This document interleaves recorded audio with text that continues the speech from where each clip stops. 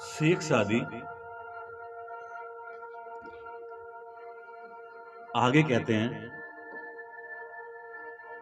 एक किस्सा उन्होंने बोला है। शेख सादी कहते हैं, मेरा एक दोस्त मुझसे शिकायत करने लगा कि जमाना बड़ा खराब है, मेरी आमदनी थोड़ी है और बाल बच्चे जाना है, कहां तक सहा जाए, भूखों मरा नहीं जाता है। कई बार मन में आता है कि प्रदेश चला जाऊं, सुख दुख में जैसे भी हो वहां गुजर कर लूं, किसी को मेरे अच्छे या बुरे का हाल भी नहीं पता चलेगा।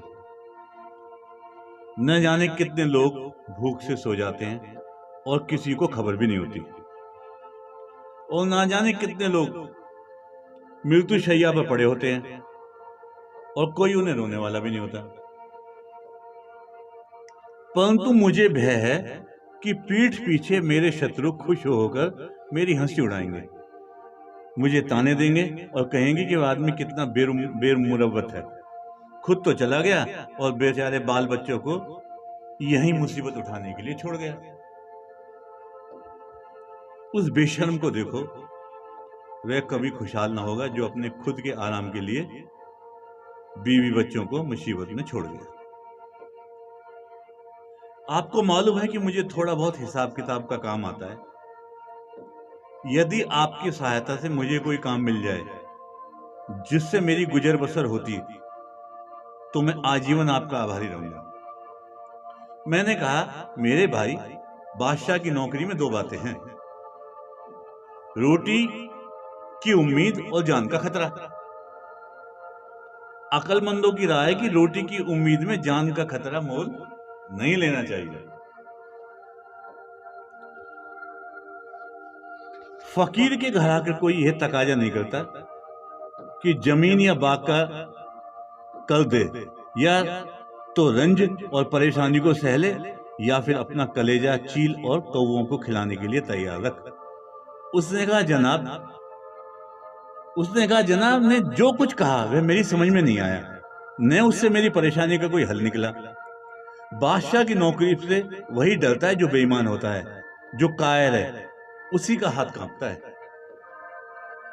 सच्चाई खुदा को खुश रखने का जरिया है। मैंने कभी किसी सच्चे आदमी को भटकते नहीं देखा। अक्लमंदों का कहना है कि चार तरह के इंसानों से दुश्मनी होती है। डाकू की बादशाह से, चोर की चौकीदार से, दुराचारी की चुगलखोर से और वेश्या की कोतवाल से। जिसका हिसाब साफ है उसे हिसाब की जांच का क्या डर। यदि तू चाहता है कि नुक्ताचीनी करने वालों को कोई ऐब निकालने का मौका ना मिले, तो तू अपने काम को बेकार मत फैला। ए भाई, तू पाक रहे और किसी से न डर, क्योंकि गंदे कपड़ों को ही धोबी ज्यादा पत्थर पे पीटते हैं। मैंने फिर उससे कहा, तो उस लोमड़ी की कहानी से शिक्षा लेनी चाहिए जिससे लोगों ने भागते हुए और गिरते हुए देखकर पूछा, क्या मुसीबत है जो तू इतनी डरी हुई है। उसने जवाब दिया, मैंने सुना है कि शेरों को पकड़ा जा रहा है और उनसे कुछ बेगार ली जाएगी। फिर उन्होंने फिर पूछा, ए मूर्ख, शेर पकड़े जा रहे हैं तो तुझे किस बात का डर। वो बोली, चुप रहिए, यदि किसी दुश्मन ने मुझे भी शेर का बच्चा बता दिया और पकड़ने वालों ने मुझे भी पकड़ लिया, तो मुझे कौन छुड़ाएगा।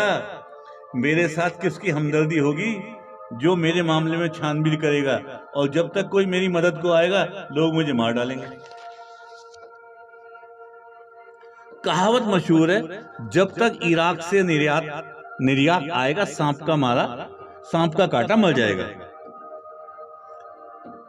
तिर्याक का मतलब होता है जड़ी बूटी। बेशक तुझ में होशियारी, दूरंदेशी, सच्चाई, बैठ जा बेटा, बेशक तुझमें होशियारी, दूरंदेशी, सच्चाई और ईमानदारी जैसे सब गुण हैं, लेकिन जलने वाले दुश्मन तो इस ताक में रहते हैं कि कब मौका मिले और कब तुझे गिराएं। यदि ऐसे लोगों ने बादशाह से तेरी चुगली करनी शुरू कर दी और तुझे उसने किसी मामले में तलब कर लिया, तो वहां कोई भी तेरी सहायता नहीं करेगा। अतः मेरी समझ में तो यही आता है कि तू सब्र से आधी रोटी खा ले और बादशाह की नौकरी और इनाम पाने का इरादा छोड़ दे। नदी में गोताखोरी से फायदे तो बहुत हो सकते हैं, लेकिन तू जान की हिफाजत चाहता है तो किनारे पे ही रहे।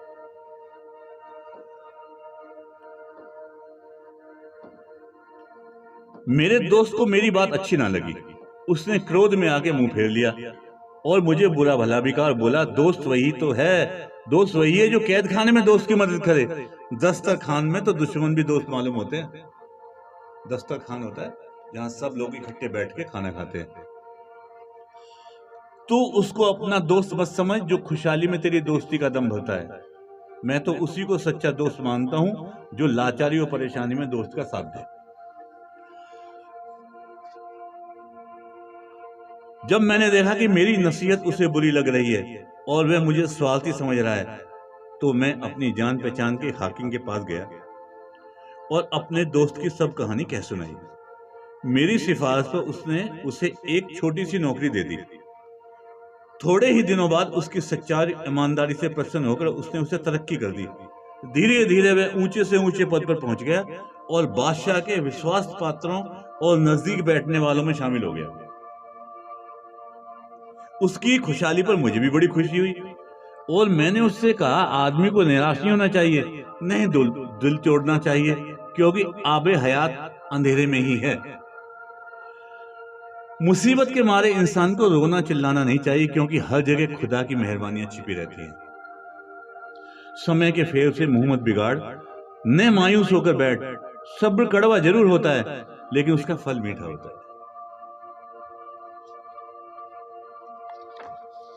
शेख सादी आगे कहते हैं, अगर तेरे कान में दूसरों की नसीहतें घर नहीं करती, तो फिर अपने पैरों में बेड़ी देखने को तैयार रहे। मतलब नसीहतें सुनाई नहीं देती तुझे, रुकते नहीं है।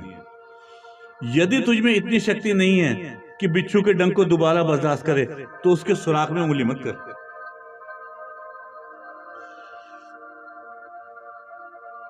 अगर कि डिबिया से तो किसी का हित नहीं होता, उसे खोल अगर को आग पर रख तो सुगंध फैले।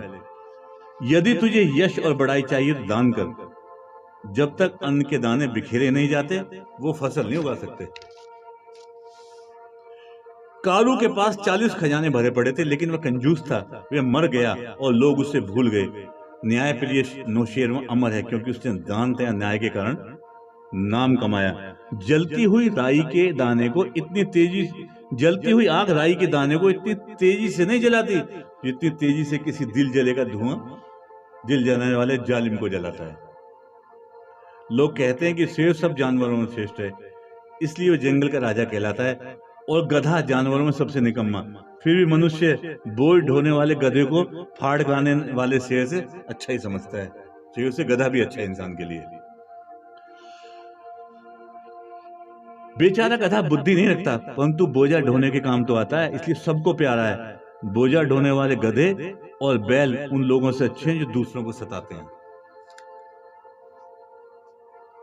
बादशाह तुझसे उस समय तक खुश नहीं रह सकता जब तक तू उसकी प्रजा की सहानुभूति न पाले।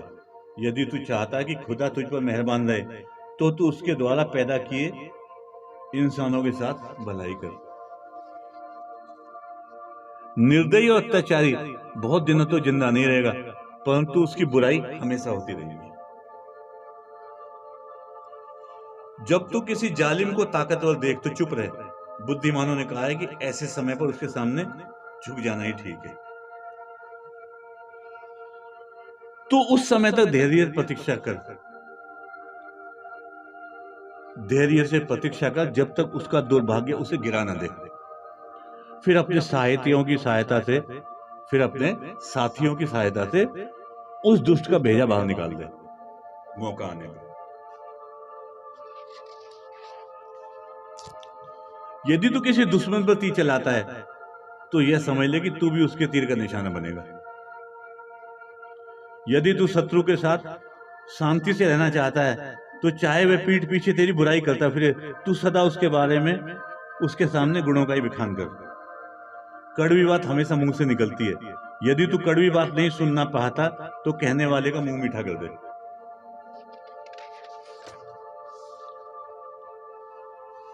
जिस मेहरबान ने कदम कदम पर तुझ पर मेहरबानी की हो, यदि वह तमाम उम्र में तुझ पे एक भी जुल्म कर दे तो उसे माफ कर देना चाहिए। दोस्त, यदि दुनिया वालों से तुझे तकलीफ पहुंचे तो दुखी मत हो, क्योंकि दुनिया वाले न किसी को तकलीफ पहुंचा सकते हैं और न आराम। जो कुछ पहुंचाता है खुदा ही पहुंचाता है। दोस्त या दुश्मन खुदा की मर्जी से ही बन जाया करते हैं, क्योंकि सबके दिल उसी के कब्जे में है। तीर यूं तो कमान से निकलता है किंतु अक्लमंद उसे कमान चलाने वाले की तरफ से ही आया हुआ मानते हैं। यदि कोई 2 दिन सुबह शाम बादशाह के दरबार में सलाम करने जाता है तो तीसरे दिन बादशाह उसकी तरफ मेहरबानी से जरूर देखेगा। सच्चे दिल से खुदा की इबादत करने वालों को यह उम्मीद रहती है कि वह उसकी चौखट से नाउम्मीद नहीं लौटेगा। हुक्म कम बजा लाने से दर्जा बढ़ता है और हुक्म न मानना उन्नति से वंचित रहना है। जो सच्चे लोगों का अनुकरण करना चाहता है वह सेवा के भाव से अपना सिर मालिक की चौखट पर झुकाए रखता है। तू सांप तो नहीं कि जिसको देखता है उसे डस लेता है, या तू उल्लू है कि जहां बैठता है उस जगह को उजाड़ देता है। अगर तेरा जोर हम पर भी चल गया तो क्या उस खुदा पर भी चल जाएगा जो सब तरह की भाषाएं जानता है। जमीन वालों पर जुल्म न कर, नहीं तो लोगों की बद्दुआएं आसमान पे जा पहुंचेंगी। जख्मी दिलों के धुएं से डरता रहे, अंदर का जख्म कभी न कभी जाहिर जरूर होगा। जहां तक हो सके किसी का दिल न दुखा। तू नहीं जानता कि एक आह सारे जहां को बर्बाद कर देती है। लंबी उम्र पाने का और बहुत सालों तक जीने का क्या फायदा जब जमीन के नीचे दफन हो जाने के बाद दुनिया वाले हमारे सिरों पर पांव रख के चलेंगे। यह मुल्क हाथों हाथ जिस तरह हमारे पास आया है उसी तरह दूसरों के हाथों में भी चला जाएगा।